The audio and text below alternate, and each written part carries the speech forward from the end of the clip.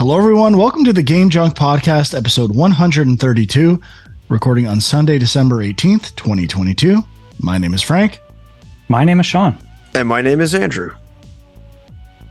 And today on the show, we're going to do our top 5 funniest video games of all time, perhaps inspired by starting and playing High on Life earlier this week.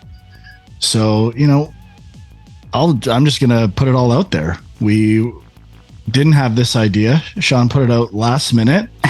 Yeah. I was sleeping for the last 3 hours-ish, and I woke up to do this list. I'm like, Sean, I don't think I can do it. And he just kept pushing it and pushing it. He's like, what if we do it? You can do it. You can do it. I'm like, dude, I kind of want to play High on Life more. Do this. No, well, what? You can just put it at the top of the list. Do whatever you want. I'm like, okay, dude, you want to do the list? We'll do the list. I just know how you are. If you say, I want to do this list later, it may never happen. And this is the time is right. What the hell does that mean, dude? When does that ever happen? Sometimes you really want to prepare a list that has to be perfect for you to put it out there, which I get, but it lives forever on the internet. Your reputation will be tarnished tonight. This is Sean's comedy, goal. Well, we'll see what happens with this list, but that's the plan. How are you guys doing? Probably last episode before the holiday season. Mm-hmm. Doing well. Finished my Christmas shopping, ready to do absolutely nothing. I'm doing much better. Got my replacement computer. It is working perfectly. So now I just need to bundle up the old one and return this bad boy and try to convince them that it's actually broken. And we'll see how it goes. I'll report back. Hopefully I don't have to wait in a line of like 2 hours to return this thing, but we shall see. If you're watching on youtube.com/GameJunk, I'm clean shaven, which is very rare.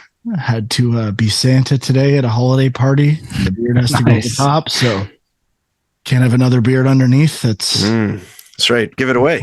Heat this, but what are you gonna do? Good for the children. Should have wore the Santa outfit, man. I should have. You know what? You're right. I fucked up. That's what happens when you sleep after doing that, and you wake up and you don't know what day it is, and you're getting choked because you set your alarm. But here we are, top 5 funniest games. Anything we need to say before we do this list? Yeah, is there going to be any ground rules to this list?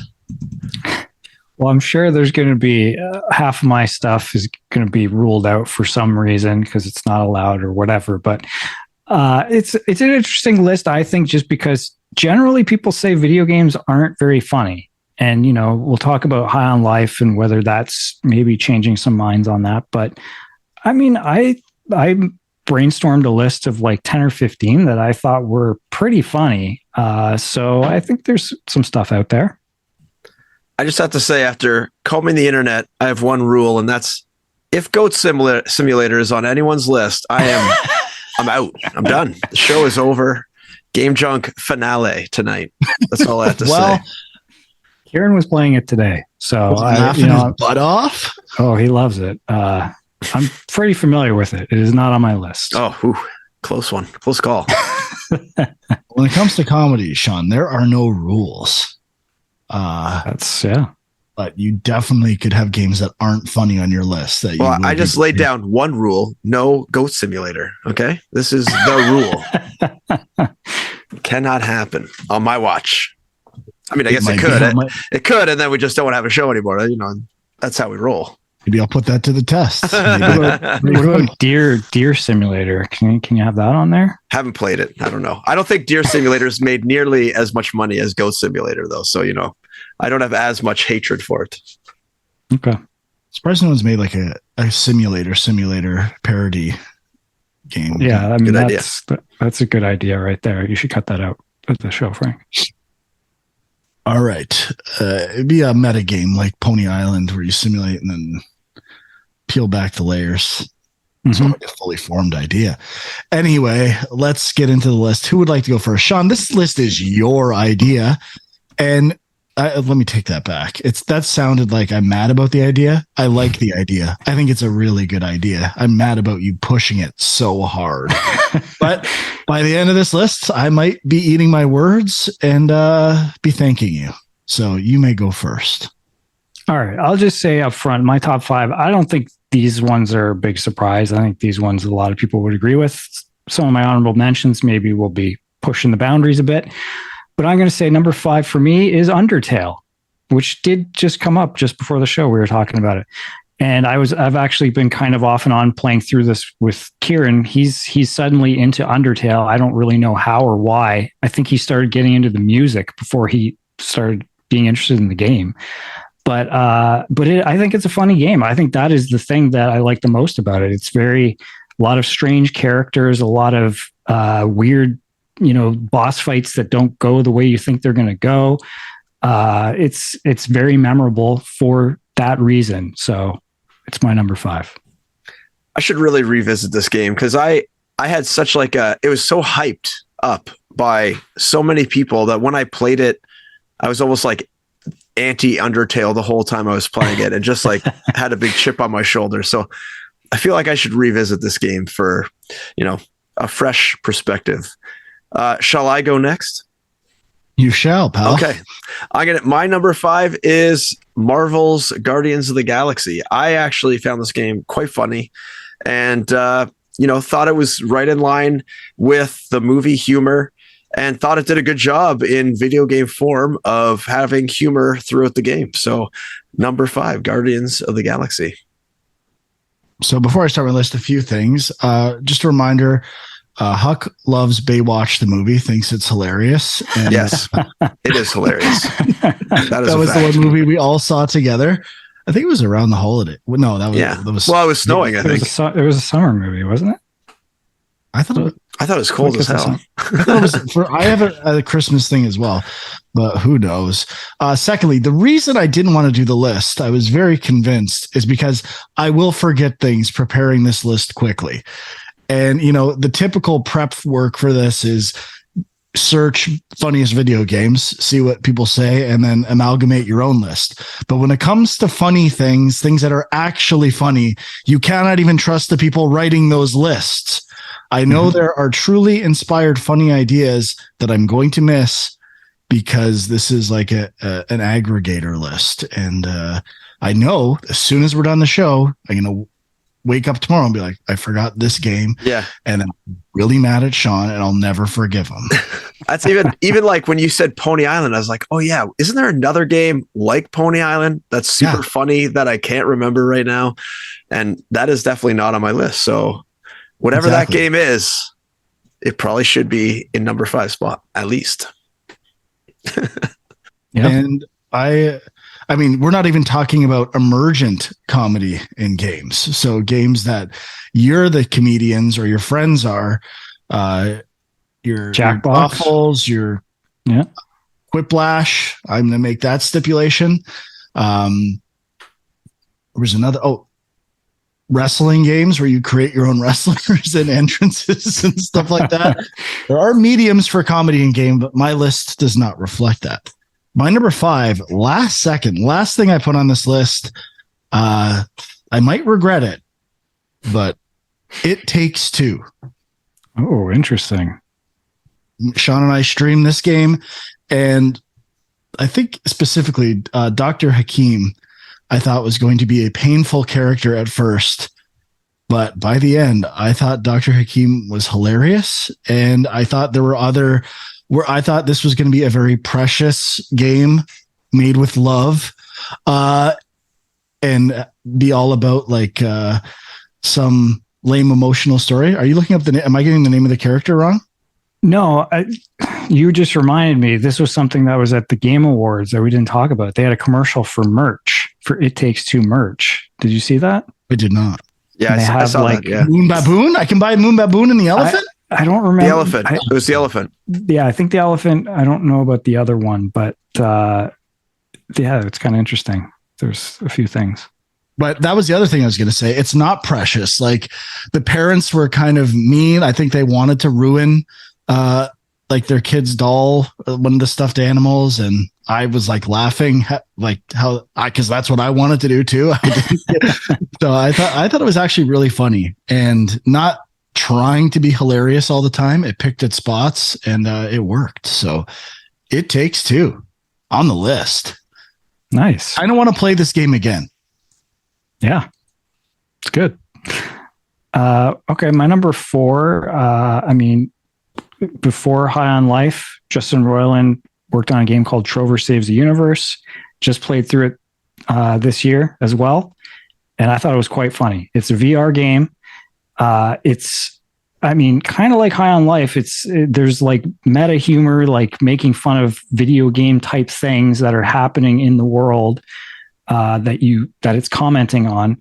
But the characters I thought were actually pretty funny as well, and just weird sci-fi stuff. I mean, I really liked it. So that's my number 4. Nice. Very cool. I have not played that game, but I've heard talk about it quite a few times. My number 4, which I know will not be a popular choice, but is I don't know the exact title, but it is Ghostbusters. I think the video game from 2009, the one that was like officially signed off as, an official kind of like Ghostbusters 3, I believe. And I think it was voice casted by almost all the original voice actors, I think. And I don't know. I have a lot of nostalgia for Ghostbusters, and when this game came out, I remember just laughing at all of the callbacks to all the original jokes, and I really enjoyed it. I thought it really captured kind of like the Ghostbusters movie humor in video game form, and that's why it's my number 4. I definitely played that game for an hour, and that was it. And don't remember anything about it. Yeah, I want to play that game all the way through at some point. Another side note, a little pulling back the curtain with Sean. He is always pushing Ghostbusters video games. It's his favorite thing to do. There's even more. Wait, hang on. Even more than Resident Evil? Oh yeah. Yeah. He loves Ghostbusters. There is a new VR game coming out. Ghostbusters game. It's pretty huge. So, it's for Film Junk. I'm looking for movie-related video games. So, I know what it's for, but he really is into those Ghostbusters games. We did play Sanctum of Slime.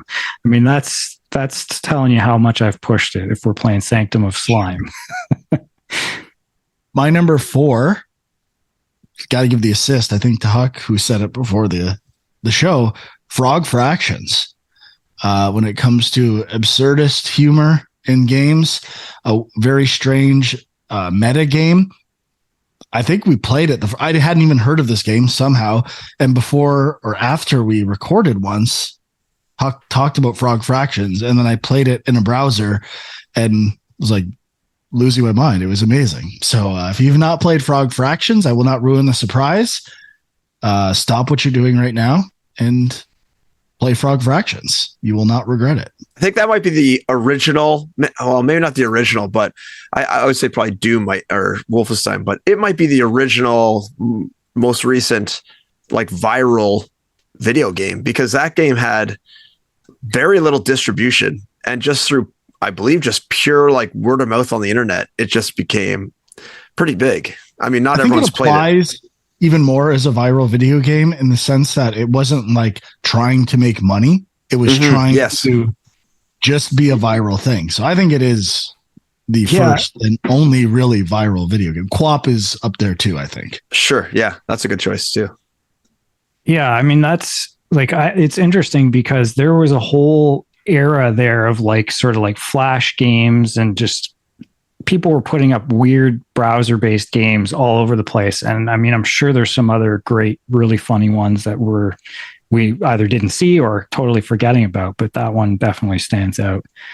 I think the name and then the twist are like, it doesn't lead you to it at all. You have to discover it on your own. And it's interesting that people don't spoil it really for anyone else. Like, it is the fun of finding it out yourself and then having your mind blown.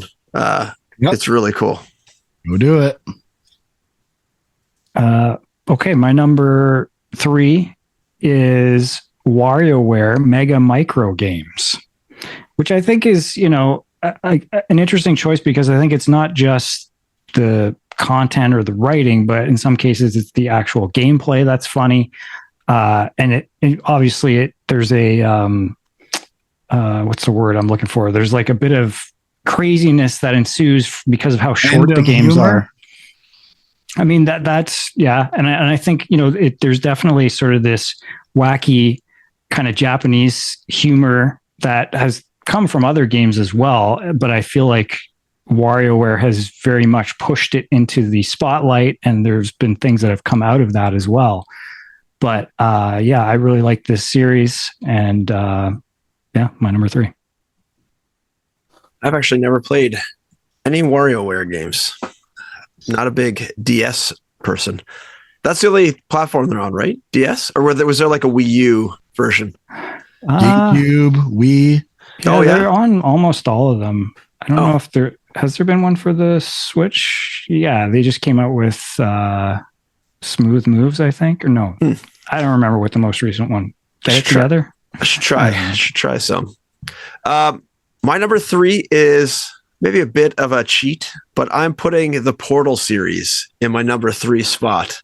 I think both games are funny. I can't really differentiate the two in my head as to where the humor comes from in each game, but I remember them having quite the narrator in both is just really excellent and very funny, and I think it's pretty unanimous to be considered a funny game. Oh yeah, it's Sean's number 1. It's it is a funny game. I'm also going to cheat then, but I think it's a very interesting cheat. I had them as separate, and then I'm not sure based on my age, and it's representing Rare. And I have Conker's Bad Fur Day, which when I was in my teens and early 20s, I think would have been funnier, slashed with Banjo-Kazooie, which is similar, but a little more,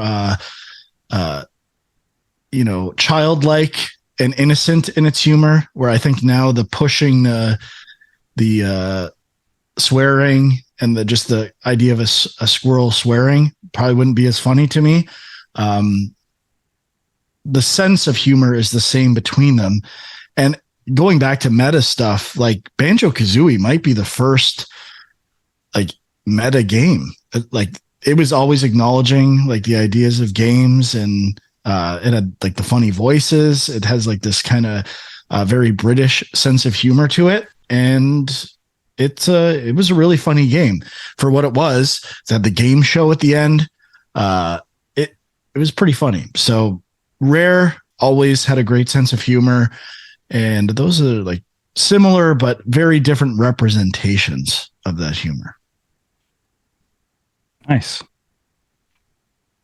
Okay, my number 2 is Portal 2. I mean, not too much else to say. I picked 2 specifically because I love the Cave Johnson character, voiced by J.K. Simmons, which, I mean, just the first game is funny too, but that stuff is my favorite stuff. Like just the kind of weird voiceovers, and I think this game has definitely inspired. Like there's tons of Portal like puzzle games, and almost all of them have some kind of humor like this as well, which is both good and bad. But some of the clones are pretty good too. Sorry, I was making a note of something to ask you after. Sorry, I was delayed on my unmute. My number 2, South Park: The Fractured Butthole. Just these games are just like playing a TV show version of a game of the TV show. It's just so funny. I can't, I love South Park humor. I think it captures it perfectly, and not much more I can say. I mean, play these games if you like South Park. They are basically the TV show in video game form, and absolutely hilarious. So my number 2, South Park: The Fractured Butthole. My number 2 is South Park: The Stick of Truth. I think it's the funnier of the two from what I remember. Part of it was the novelty, and I think it probably because it was the first game, it had an awareness and perhaps video game jokes you've been sitting on for a long time. Were like a second album syndrome for musicians. Like I don't know if they had a great take on what a sequel is necessarily. So a lot of those jokes were not there and it wasn't quite as fresh. So Stick of Truth for me, number 2. Okay. Number 1. Pretty obvious one, I think, but I'm going with The Secret of Monkey Island. I mean, all of the LucasArts games, for the most part, had a pretty good sense of humor. Even a lot of the Sierra games did as well. But I think Monkey Island is my favorite. In terms of the humor in particular, I like the insult sword fighting. I like the character of Guybrush. He's just, this kind of wannabe pirate who's trying so hard. But look, Sean had a very expensive statue of this character in his house. He loves this game. I do love Those this game. children destroyed it. Yep. The tears were many. My number 1 game, South Park, The Stick of Truth. I agree with Frank. It is the funnier game, and it is number 1 for that reason. My number 1 is High on Life. There it is. I'm only an hour in. I wanted to vet this idea, but when this game debuted during some summer game fest and it had a boss fight, I was very concerned and found it very not funny. And I think it was specifically because that boss fight featured, I think that I did that boss fight already, and I don't remember maybe when you're playing, I didn't notice how annoying it is. I think they might have cut down on the dialogue quite a bit. And it was the knife character, which to me is not indicative of most of the humor. And the stuff I like that's really funny, the intro and commentary on games with a slice of 90s nostalgia, the pop-up ad thing I thought was really good. Like having to activate something, like activating windows or things in your game. Like it's got good comedic premises and incorporates them really well while not like breaking the design either. So the characters are kind of funny. The dialogue, I am very pleasantly surprised by the humor in High on Life. And I've never watched Rick and Morty, much like South Park. I was Cartman when people are like telling him, why do you like Family Guy, Cartman? You'd love Family Guy. It's so your sense of humor. That's who I was. And I feel like that's happening again with Rick and Morty. I've never watched Rick and Morty, but it feels like something people say, you need to watch Rick and Morty. You'd love Rick and Morty. So that has me half reassured and also half terrified because everyone tells me they think I would like Family Guy, and I never liked Family Guy. So I don't even know if I want to try. I don't want to disappoint people. But based on High on Life, I might have to give Rick and Morty the old try because it's very funny. Yeah, give it a poke. I love there's like games do not do this really well, although South Park did a pretty good job with the Facebook joke in that game for your menus and collectibles. It has something similar to that, like simulating Reddit boards on this alien planet, which I am finding quite funny as well. Cool. Hey, sometimes you make these lists because some game is capturing an idea, like Curse of the Golden Idol. I put that as number 1 on my detective game list. Yeah. Which, is kind of a joke, really, but you guys weren't even putting real detective games on your list. So what's the difference? At least mine was a good detective game. Yep. I do have a few honorable mentions. I thought you might put Accounting Plus or I haven't played that one yet. Job Simulator. Something like that. I also thought Stanley Parable. I thought that was going to go up there. Haven't played that. I really need to. Definitely an honorable mention. It's more clever than hilarious in my opinion, but there is some funny stuff for sure. I kind of want to try, is it The Looker? Yeah. I feel like that could be funny. There's funny stuff in it. It could also be an epic fail, but it could be fun. So in terms of Nintendo stuff, I also the Mario and Luigi series, in particular, the first one, Superstar Saga, I think is actually quite funny. Like I think generally Paper Mario and RPG stuff. Yep, those are good too. Being pretty funny. Yep. There's a game called Jazz Punk, which it's been a few years since I played it, but I feel like this game was really ahead of its time. It was kind of a spy game, but it was very just random, weird humor. And, you know, it wasn't really a challenging game. It was just like a lot of weird puzzles that didn't really make sense. And just like an art style that was very low tech kind of looking. But I remember enjoying that. Got to mention the Blood Dragon games, Far Cry 3 Blood Dragon and Trials of the Blood Dragon. I mean, I think those are pretty good kind of 80s action movie homages that are pretty funny. Leisure Suit Larry, I mean, it was a classic when I was a kid, probably wouldn't hold up so well today, but never played one of those either. I saw this on a few lists. I haven't played it, but I don't know if you guys ever played any of the Octodad games. No. I feel like those are more like just funny in the gameplay. Like it's kind of like almost like co-op in the sense that it's like really like, I think you can play it on the PlayStation with the PlayStation Move controllers as well. And it's kind of like you're fighting with the controls a bit. But just I was trying to find one of those like physics-based games. I thought there must be one out there that's like a funny one, because physics can lead to some funny humor, and I think that's why Goat Simulator is on some lists, just because of the goofy stuff that can happen. So yeah, there's like Humans Fall Flat or whatever is a really popular one. That's definitely just got goofy physics stuff, and I think a lot of people stream that game. And then, I mean, Katamari is kind of like in that weird Japanese humor category. And then we were briefly talking before the show about like unintentional humor. So like Castlevania Symphony of the Night comes to mind, but I know there are a few other sort of cult classic games with really bad voice acting that Resident Evil 1. Yeah. Same page, bud. Boom.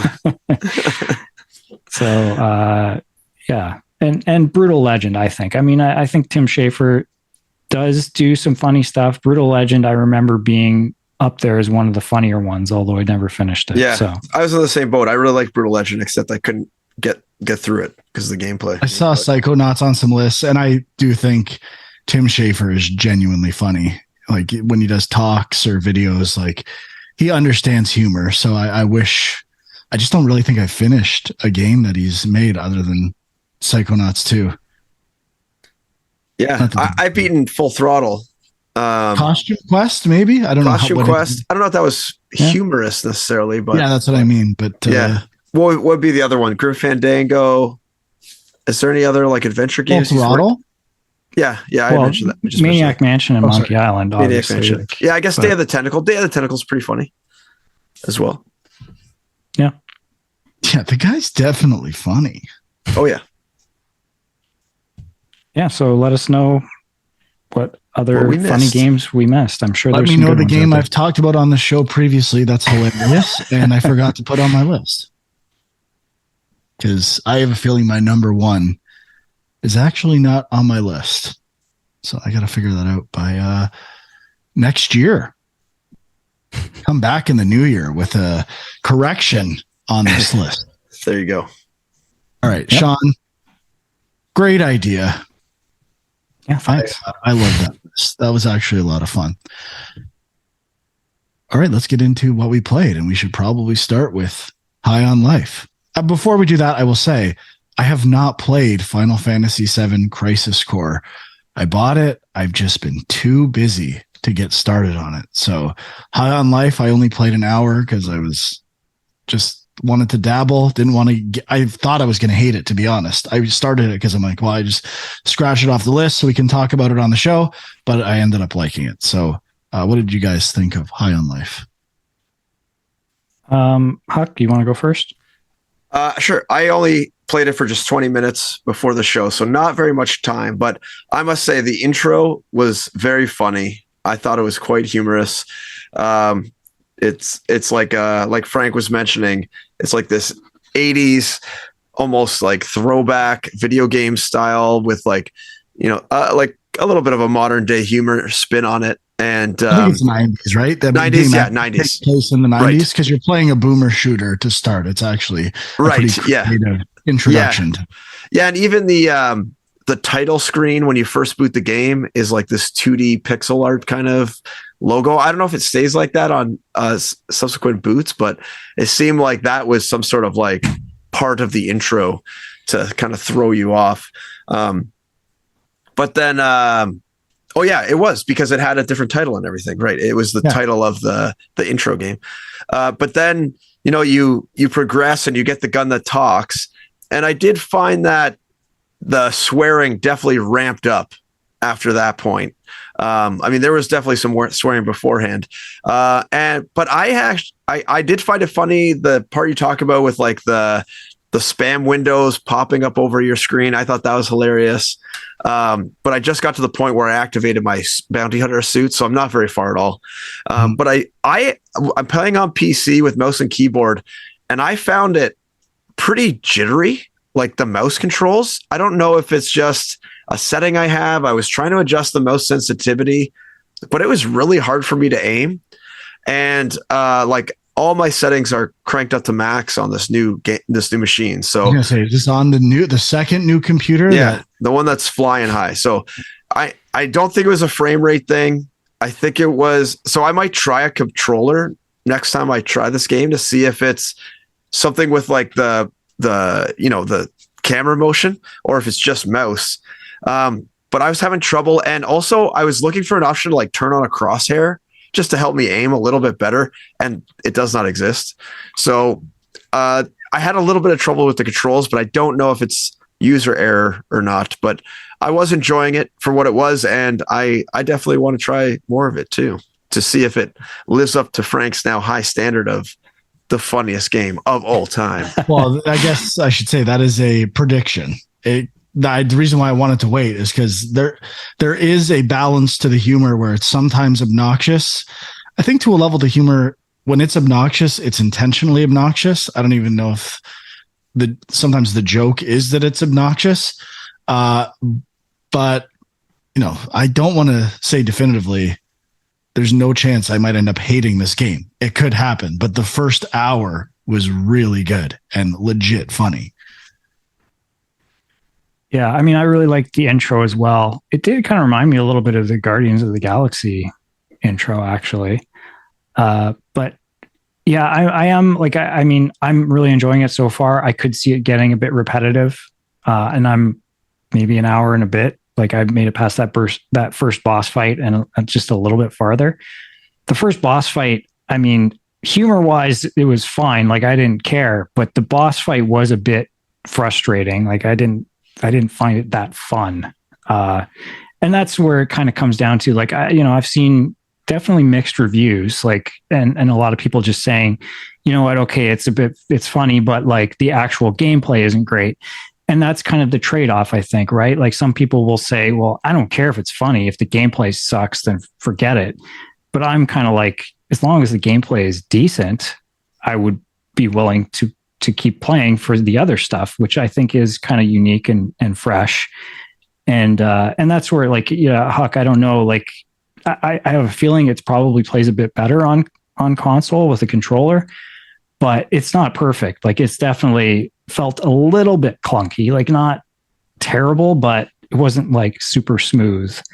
And just the shooting felt weird, but there are like a bunch of different weapons you get. I've heard they get progressively more fun and crazy and out there. So I'm looking forward to that. It did remind me a bit also of Journey to the Savage Planet, which also could be up there for one of the funnier games I've played. I really like that game. But I'm not quite clear. I have heard some mention of like Metroid-y kind of design stuff. I don't know if I've fully seen that in the game yet, so I can't say for sure. Like, I think are you seeing like I can't remember what review was like. It takes a few cues design wise from Metroid Prime. I saw that. I think that's more about like how the grapple stuff works, and I think it's more about like functional design than level design, but I could be wrong. Yeah, I mean, obviously, each of these weapons that you get along the way has additional abilities that they give you. So I guess that's part of it. But yeah, I'm not sure if it's like sort of one fully interconnected world or how that works yet. I'm not quite far enough to say. I'm with you in the sense that I was like, if it's really bad, I can't play it, but I agree. The gameplay's decent. I have many nitpicks, like the pathfinding for a waypoint is not good. It's like in the middle of sections and you like walk past where you need to turn. That to me is the biggest annoyance so far. The shooting is good, not great, but the weapons are kind of interesting. So I think that's what makes up for that element. I think the actual lighting and like understanding where to go in the levels is pretty good. Like it's got a nice flow and level design, which I thought was going to be the worst part. But I think what I like about it is it feels polished. Like the gameplay itself is not great, but the world seems like a fully realized game world. The story makes sense so far, and like it's a really immersive experience for what it's going for. And I like the art style a lot. That really works for me. It's funny. So, I was going to bring up some polished things that I found. Like the environments look great, but when you get to the first area, there was just some little things like one of the guys was supposed to be sitting on a bench, but he was like offset, so he's just kind of like floating in air, sitting in air. So just like the marker or that whatever. Didn't happen for me. Okay, and then also turn your second computer here, bud. We're seeing a lot of. Ooh, maybe could be an X. Where are you playing on PC as well, Frank? I played on console. Okay, so I don't know. Maybe it's a PC thing. And then also there was just like some animation jumpiness when. So I went to go. You find that guy laying on the bench that gives you the suit, and I swear when I walked up to him, he started talking in one voice, and then he kind of like jibbed out, jerked around, and then sat right up, and then started talking to me in like his actual voice that the character is supposed to have. And then he played this. Yeah. I have a prediction. What that is there was another NPC around you that you bumped into, which triggers dialogue. Possibly. And yeah, it was a little weird, but I don't know. Nothing to like write the game off about, just like little nitpicks that I noticed that were very obvious that I was kind of surprised existed in the first hour. Normally you'd want to iron out those sort of things and fix those up. But so I don't know what it was causing it, but just some little things. I thought I was going to hate this game, and it's a very pleasant surprise. Yeah. And I'm sure there's going to be people that the humor doesn't work for them. And I'm like, I like Rick and Morty a lot, but I also am a little bit like, I think the combination of Justin Roiland and Dan Harmon on that show is a good balance. I feel like Justin Roiland kind of does go sometimes down the obnoxious direction a little too much. But I mean, I don't know, even though he's like, I just played Trover Saves the Universe. Like, again, he voices a lot of his own characters.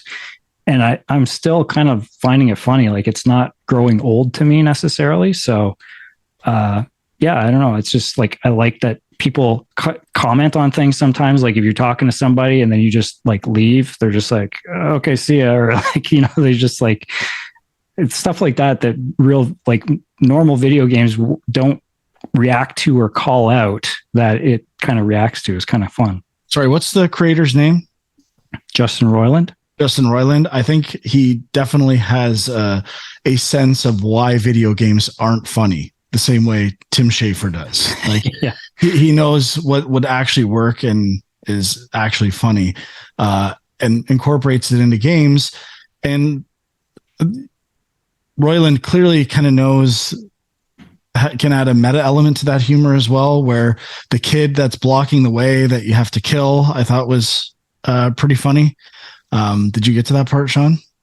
Yeah, I didn't kill him. Oh yeah, because you got to the boss. Yeah, I ended up killing him. So I remember thinking when I was thinking about playing Trover Saves the Universe, I was scouting the achievement list, or trophies, and it was like, seemed like pretty flexible. Like you could or couldn't do things, and it had different outcomes, and you had to go backtrack and do things a different way. So I think there is an interesting comedic element to that as well. And I actually found a sprint by the kid, but then turned around and killed him anyway. So, well, yeah, I got past him, but then you talk to his mom, I think. And I think she says something like, "Oh, you could have killed him. I wouldn't have cared. He's so annoying," or something like that, So it's like little things that you don't necessarily think the game's going to react to that it does. That's pretty fun. Yeah, it's good. It's a lot of fun. I think it's relatively short too, which is a bonus. Yeah. And I do like, maybe this is a bit of a stretch to bring something like this up, but like a lot of video games, there aren't very many video games where you get a sense of the creator's voice through the game, right? And like, obviously big, huge productions, that just doesn't really ever happen. But like the idea that somebody is writing a script and their sense of humor, and obviously he's voicing the characters too, but like he's done multiple games, it comes through in that. Like that's kind of unique in games right now. Like obviously there are some indie games. I think the Undertale guy kind of has a tone that he goes for. Yeah. So I just like seeing stuff like that in games. It's kind of cool. Yeah, that's good. Oh, one other thing. I just saw this, and I don't know if you guys heard anything about this. Apparently they used some AI art in the game, which is like generating some I don't know if it really is, because the reason they used it was to create like a weirdness to the world. So it's not like things in the house would be my guess. I think so. Yeah. So it's like more for like movie posters and stuff that are in the world, which, obviously right now AI art is like a huge thing that's being talked about everywhere. And people are very touchy on that subject. But I think the use of it in this game actually kind of makes a lot of sense. It's kind of cool.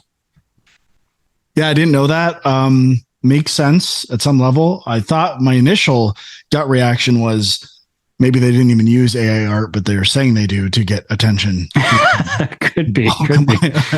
So you never know. All right. Good game. Yeah. That's all I've played. I've played nothing else this week. Yeah, I just played some more God of War Ragnarok, working my way through. Probably a little over the halfway point now, I would guess, but still got a lot left. Still got a lot of games to play for the end of the year. So I don't know how this list is going to be made, but it's not going to be very good. We got a few weeks off coming up, and there'll be lots I need to try and play. Mm-hmm. Well, we can touch on the building of the list in a second. I just wanted to mention, so I have been playing God of War as well, and I made it pretty far, but I actually got a soft lock in the game. Ooh. I don't know if you guys have seen any bugs or anything, but I was kind of surprised. Like there's a part where you go into this room and you see one of those like cave paintings kind of come to life or whatever. And then you're supposed to leave the room, but like there was sort of like all these barriers that were there while the thing plays that never went away, and I couldn't leave the room. I got the same thing early in the game. Yeah. Where it's when you enter the tavern with, I think is it Derlin the first time? I'm not, no, it was a different character, but it's like, I didn't know the waypoint on the map didn't show up after. And I'm like, I'm stuck in this room, or I could go back outwards, but I didn't know where to go next on the quest. And I looked it up, and definitely a common bug where you had to reload a checkpoint or do something.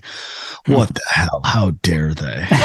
Yeah, it's just, you don't really expect it with like a AAA game like that, but I expect it with almost every AAA game now. God of War Ragnarok was a pleasant surprise where that was the only issue I had. Every other game I play has weird bugs and bullshit. Let's not even go down the Bethesda road. Yeah, open world games definitely, but I don't know. I was surprised. What can I say? One other quick thing I wanted to mention. Of all the things I should be playing right now, this makes no sense, but I actually was playing through and beat The Witness, which, wow. Partially because I played The Looker. Well, hang on. When you say beat, what are we talking about here? Like this is what I wanted to talk about, actually, because So I tried to do as many of the levels as I could on my own, but there are some very hard areas. And it gets to the point where you're like, okay, I guess I'm just looking up this whole area. And then you're like, why am I even playing this now? I don't know. It's weird. I feel like, and I find it with those areas, like you can't even, you look up the first puzzle and you still don't know what the hell you're trying to do. You're like, okay, I don't or like sometimes you think you know what the trick is of that area, and then you're trying to do them and you're still getting them wrong. And you're like, what the hell? So, I mean, hats off to anyone who could ever actually beat this game on their own without any hints or looking anything up. It's pretty intense, but I feel like it could have benefited from some kind of hint system, but I know that's not really the vibe of the game. Like I don't know if that really would have worked either, but it's just one of those things where it's like, and like when you get through a lot of those areas, like there's maybe only 2 or 3 levels that the achievement you get is not like a rare achievement. So it feels like not a lot of people are getting through this game, and I can understand why. Yeah. But it still is a pretty, like, I feel like it has become sort of a, I don't know what the word is, like a classic in the puzzle genre. Mm-hmm. And I really like the idea of that interconnected world of different sections of different puzzle types, and the way that everything kind of is built off of that drawing in grids kind of mechanic. So there's a lot to like, but it's, I mean, when you're looking up half the puzzles, then you're like, am I really playing this game? It's weird. Well, I don't know what it actually takes to beat the game. I haven't beaten it, but do you have to find all of the like world versions of puzzles, or is that like a meta game collectible thing that has a secret ending? I think I believe there is a true ending, which I did not get. I was watching a video for this recently, and I never noticed where you start the game, you are standing on a puzzle. Oh, really? It's a corridor, and if you look down, it's actually a black room. It's amazing. Yeah, there's some amazing ideas in that game. The level design is really incredible. Like how they are able to incorporate the puzzles into the environment is really something else. Yeah, there's some stuff that blows your mind with how clever it is. But then at the same time, you're like, but if you can't teach me how to figure this out at some level, it's like there's some failure there. I don't know. It's it's definitely an interesting game. Blow blows your mind, dude. That's what he does. I wanted to do another shirt. Blow nose game design. That's pretty good. With do you remember like it's all the big block letters? Yep. Oh yeah. Gotta get that on his website. Okay, I think that's it for what we played, Sean. Yeah, that's it. All right, so probably no show next week. At some point, we'll get our God of War Ragnarok review up there. I'm gonna have to play through the whole game again. I don't remember anything, but I think I'll do all right. But we got to prep our top 10 lists. Do not expect a top 10 list the first week of January, possibly March. This is the problem. And I wanted to touch on this. I mean, I'm sure we'll talk about it more when we get to our year-end episode, but it's like, how does anybody there are people out there that I know are like professional game critics, and even them, like, do you think they are actually playing through the sort of spectrum of all the best games of the year? Like, it's not possible. I don't see how it's possible. And I think I said Tim Rogers had like a best games of the year list or of the decade, I think. And he had Breath of the Wild, Witcher 3 on there, and he never even finished them. So, I mean, I personally don't have a huge problem with that. I don't think you need to finish a game to get a sense of how good it is, but there are certainly the way you play it can affect whether it's your game of the year. Ghost of Tsushima would be an example of that. Like, are you playing them from the perspective of doing everything in it, getting the first ending or the best ending? Hades, doing everything in Hades versus beating Hades once. It's not like a hard rule for all of this stuff, but I don't know. I kind of trust that journalists or us, whatever, are like, they have a sense of where the game's going to go. And I don't think any of us would put something on our list with a completely inadequate sample size where we couldn't figure out what the rest of the game was going to be like. The noteworthy example of this, which we'll hear about, is only, or at least me, not playing that much of Red Dead Redemption 2 and having it on my Game of the Year list that year. So, yeah, I mean, those situations come up, and sometimes you want to acknowledge the achievement. You still enjoyed your time with it, or were kind of really impressed with it, but maybe you didn't finish it. And then it's like, but some games, it's like maybe halfway through they really start to drag, or the levels really start to suck, and then it's like, well, how do you know? I mean, I would provide my own counter argument for that. I'm usually the person saying, if you didn't finish, it couldn't have been that much fun. Like, because you do finish games, you go back and play another game and you beat it twice. I beat Stray 3 times. So that has to mean something on your end of your list. If you did that, it's not always about how long it is either. Like, if you could play it that many times, that says something about a game versus ones that you're like, are you even compelled to go back and finish it? Yeah, I mean, for me, I've this year has been crazy work-wise. So my gaming time has been so drastically reduced between like work and just like kid stuff. I have very little time like to play. So I'm looking at the list of games. Like, I've started compiling kind of a list of games I need to play, and like, I've played a tiny amount of, the quote unquote best games of 2022. I got Elden Ring out of the library. It's ready to go, but I loaded it on. I haven't even had time to fire it up yet. And I'm like, okay, do I want to start this and totally forget where I was in God of War? Or do I power through God of War and then see if I can play like one day of this before I have to return to the library or something like that? Like, Horizon never got a chance to get to. Then like all the games that are coming out, I want to get back to A Plague Tale, which was one of my most anticipated games. And I played the first, hour and a half, was liking it, but I just have not been able to get back. Crisis Core came out. I don't even feel like there's any advertising for this game at all. And then there's like a lot of other like little games on Game Pass that I want to try out. So I've been dabbling in those. Everyone's talking about Pentiment. I want to try to dive back into that game and see what this game's all about. There's the game I just saw on some lists, that Tiny Kin game. I think you played, Dwight. I want to try that. So there's like a bunch of games, and like, I'm trying to determine, do I just play Elden Ring so that it's on my list, even though I can only play like 2 hours of it or whatever, just so I can say, yeah, this game's amazing? Or do I try to dabble in a bunch of other stuff? So I'm struggling with my list. I'm like, I'm going through this list. I'm seeing all these games I want to try, and I'm like, I don't know when I'm gonna, like, my break is not minimum with Elden Ring. You got to get to at least one authentic coastline. You cannot judge that game until you get to a coast.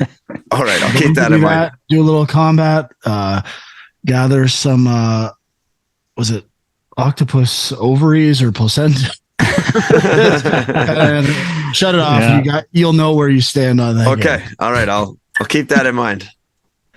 But like, that's the problem too, is like, especially because, we're not doing this full time. We're doing it a little bit late. Like, now we're looking at other people's lists and kind of using that as a guide for what we should play. But then, it's like a cycle. You're just feeding back into what's already been said. And it's like, but you kind of want to try some games nobody else has talked about. But are you going to take a chance on that? Like, that's I got a dilemma. I do trust us a little more than that, because I mean, Islets is something that we both played and something I really liked that isn't on a lot of lists. Huck had mentioned Nobody Saves the World was not getting that much love, and we all love that. So I think we're kind of aware if something is, maybe a dark horse top list or top of the year list candidate. So Sean especially is got his pulse on some of that stuff. Well, I mean, I got a huge list of stuff I want to at least try, but I mean, there's Although I'm looking at a list now and I hadn't heard of this game in it. The Last Friend? Have not heard of that. It's like a beat 'em up type thing. Looks pretty decent. Some other game that just recently came out too. I can't remember what it was, but it just came out of nowhere. Like there's still stuff coming out. It's like, oh my God. Anyway, it'll be fun. We'll be prepping.